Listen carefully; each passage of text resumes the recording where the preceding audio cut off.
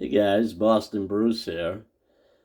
Getting ready to start learning V4 and try and master the rules of that game. It's going to be a little tougher, but I got my cheat sheets up. I kind of modified them a bit. I'm going to go over them a little bit just to show you guys some of the differences in V4 and some of the stuff that's the same. This Memo G sheet that he made out, this one here is pretty much the same. Some of the things that have changed, if you notice, January 39 for the Molotov-Ribbentrop pack. It used to be July. What else has been changed? The mobile reserves. It's all infantry class units are $1 less now. They still got the Kukushka, same price.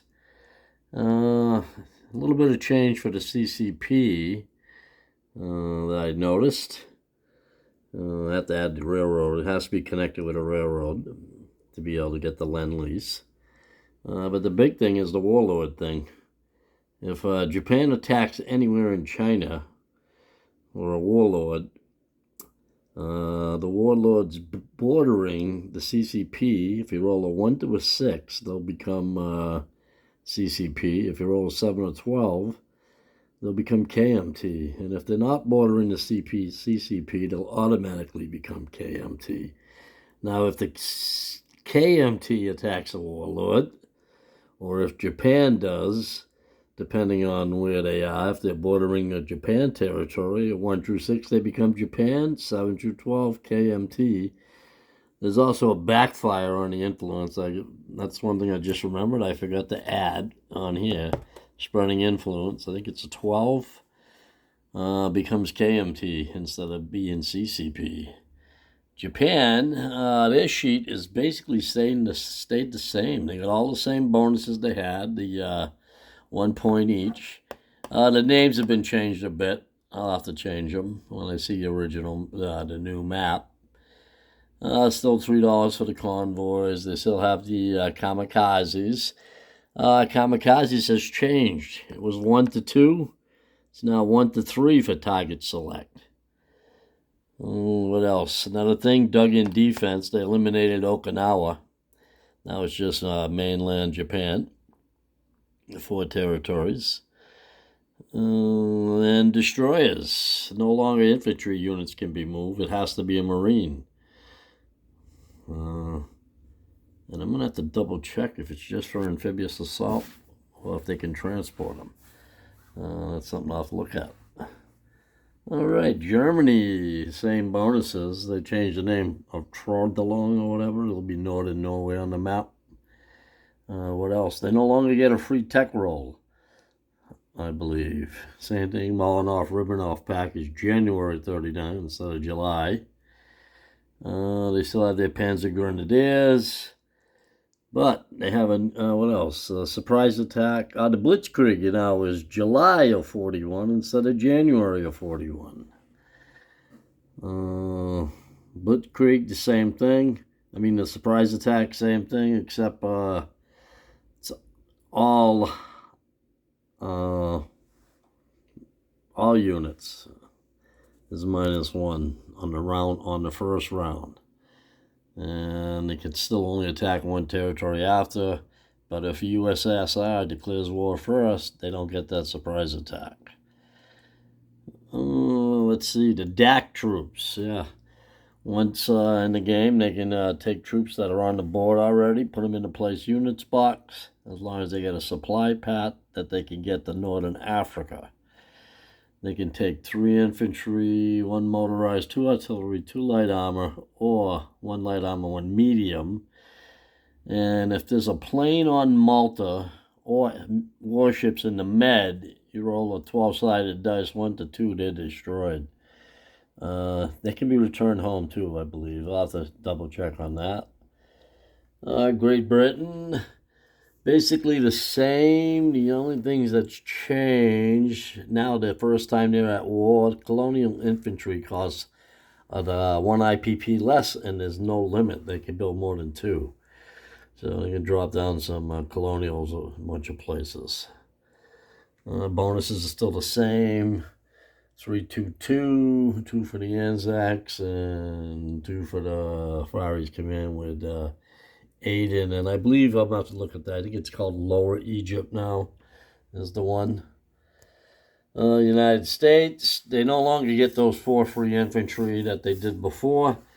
Instead, all infantry class units will cost 1 IPP less that first production phase after being at war.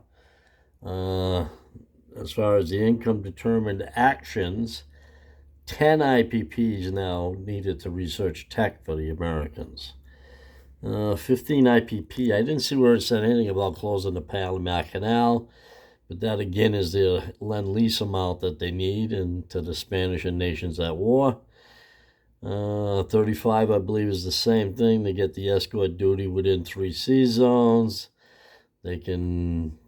I didn't see where it said anything about send units or build facilities, so I imagine they could do that at any time. They can't move the ships, though. They have to wait. Again, 63 IPP. They can move through the canal at 63 IPPs. No longer any influence roles of influence in the Pan American nations. Guess that's been eliminated. All right, China KMT, same deal. The Burma Road went up to 2 instead of 1. What else? Same deal with the warlords. They can only attack if the CCP is eliminated. If Japan attacks China and a bordering CCP unit, 1 to 6 CCP, 7 to 12 KMT. If they're not bordering, they automatically align to the KMT. Basically, the rest is the same. This is the big one, I guess, is the 2 points for the Burma Road now instead. So if you get Yunnan, you can at least buy an infantry. I imagine it's worth $1. Free French, basically the same, other than the minor factories now. You don't need an IPP value to build one, so they can build one anywhere, basically. Maginot Line, same deal, plus 3 defense, infantry class units. That's about it. The Foreign Legion, I don't know if these were marked wrong or if they changed the desert rule. I'd have to look, but they're only +1 attack in the desert terrain, not no defense added. As far as income actions, that's basically the same. Far East Command, the difference is the Netherlands attack is just combined with any other nation, so it's a +2. It's not separated. Same thing with the Anzacs. They eliminated the Dutch East Indies attack, getting the extra roll. I think I forget what it was, but now it's just 2 no matter who they attack. And as far as USSR, their full production is 46. Now their wartime income is 19. There's been a few changes on what they can collect as far as monies. The rest of the territory is basically the same. Let's get into units. Well, I was going to use a board gaming bureau artistic stuff, similar to this. But, I says the heck with it. And I decided to just change the sheets a little bit. Transports basically have not changed. They're basically the same. Attack transports have changed. They're down to $7 now. And also, Marines get a +1 on the first round in amphibious assault from attack transport. And the same as far as everything can attack on the first round. Coastal subs, no change. Submarines, no change. Torpedo boat destroyers, no change. I just added that in and they may perform escort duty. Destroyers, same deal, no change. Here's where the first change is. Light cruisers have changed drastically. They no longer are a 2-stage build. Now they cost $9. They can no longer bombard, but they have a target selector, 1 to 3 verse aircraft. So that's going to be a very interesting unit.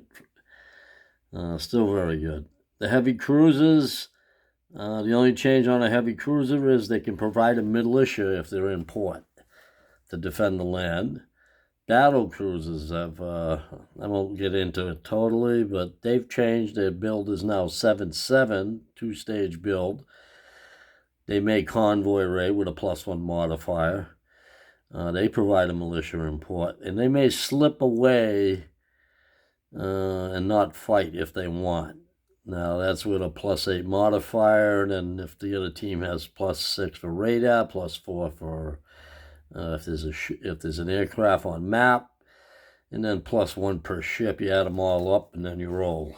Ties re-roll again. That one's going to be one to learn. Coastal Defense ship has changed a little bit. Their attack value now is down to 4, and their bombard is down to 2. And they do not provide a militia import.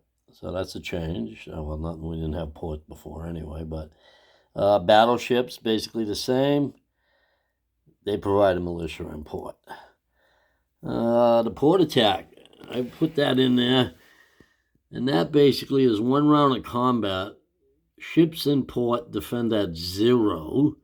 Fighters in adjacent zones can scramble to help protect the port. The port itself has AAA. It has anti-aircraft guns.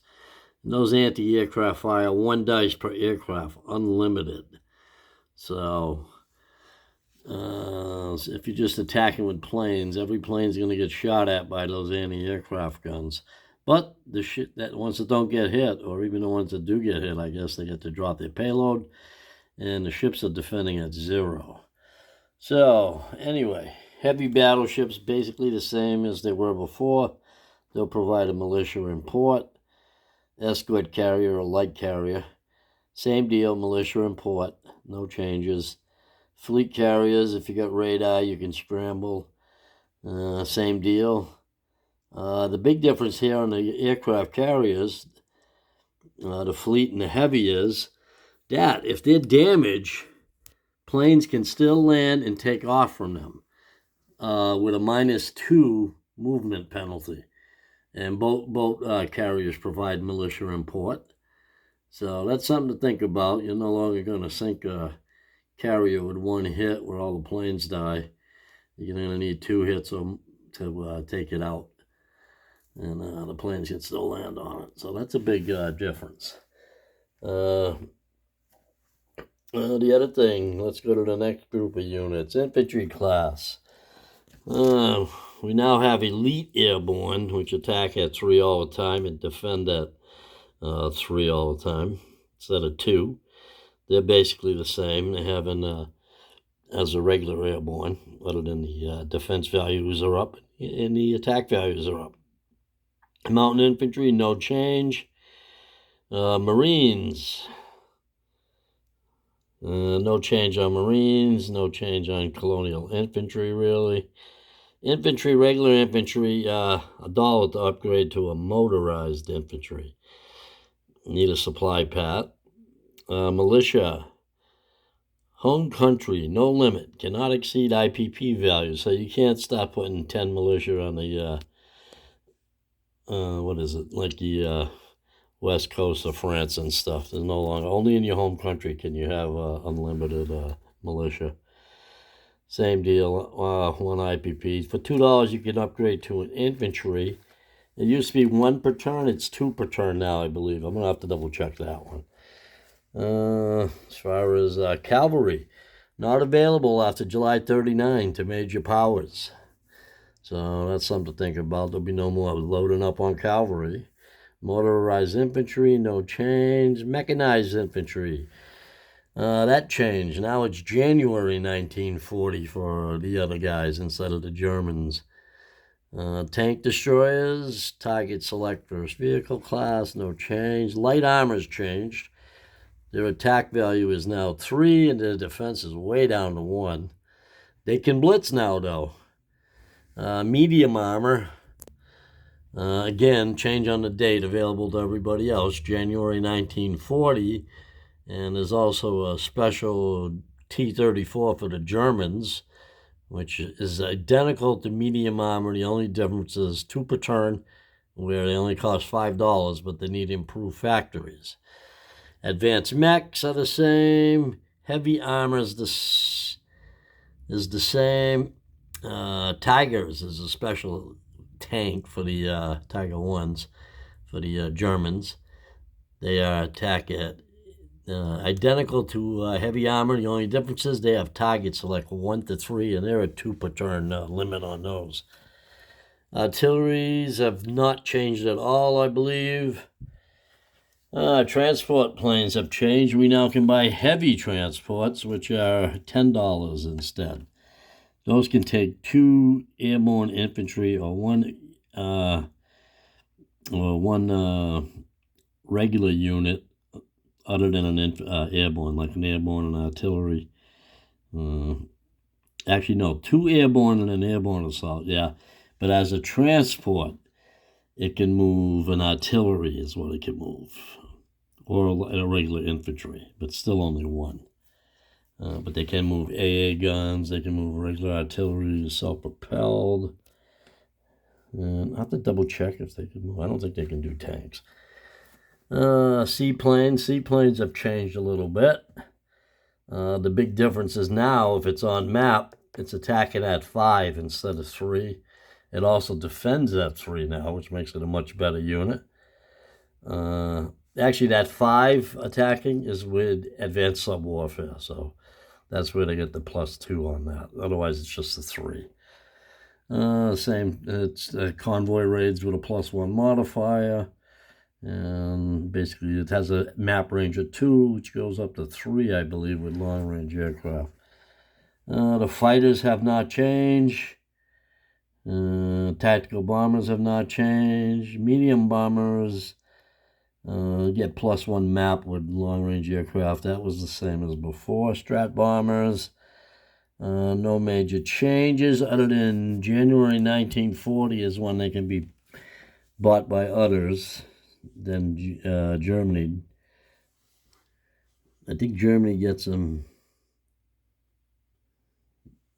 1938. I'm going to have to check on that one, too. Jet fighters, the price went down to 12. Otherwise, they're the same. Heavy strat bombers, the same. Factories, major, minor. Minor has changed because you can build it in any zone now. It doesn't have to be in a zone with an IPP value. So I'm going to have to white that out. I forgot to white that out. Air bases. Do not give a bonus to seaplanes. Maximum damage now is 3. I think it was 5 before. Submarine bases, seaplane bases, both 3 with max damages of 3. What else? They give +1 map range after long-range aircraft to seaplanes. Like I said, minor factory is the only one that changed. Major shipyards, dockyards, ports can all scramble. 3 ships, unlimited once you get radar. Price change on the major shipyard went 5.5 with a max damage of 5 now. That's basically it on that side. Minor shipyards, ports, and dockyards, no scrambling. With the damages maxed out at 3. The Lend-Lease went up to 5 on the minor ports, dockyards, and shipyards. It used to be 3, so you don't have to upgrade to Lend-Lease and infantry. The fortifications only beef up infantry class units for 1 round. Coastal defense, same deal, no changes. So that's a look at some of the changes of V4 coming up. And we're looking forward to learning the rules, too. I mean, it's going to be... There's a lot of things, a lot of little changes here and there to remember after you play the game for a while. So, this is Boston Bros signing out. Looking forward to our first game coming up, Operation Thunderball. Talk to you later.